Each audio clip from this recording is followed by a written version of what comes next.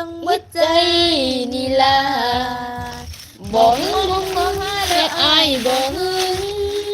น้องเป็นไสก็ไปบ่ถามว่าไปกับไผ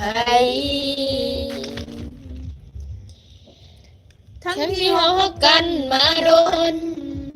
มีหยังก็บ่สิบอกกันแน่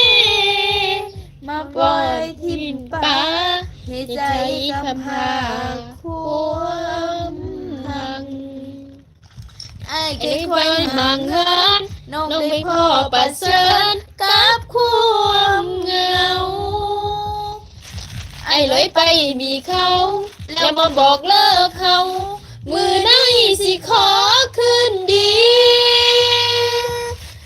ตอนนี้คือบ่หลังสามาคอยยังย้ำน้องเบิดใจแอบทิมน้องแล้วไปมีผู้ใหม่นี่คนนั้นเดียวทำใจคนเดียวลืมอายสิมาฮักมาห่วงกันยังตอนนี้ตอนที่น้องลืมอายเลยเป็นยังจึงบ่ใส่ใจมาห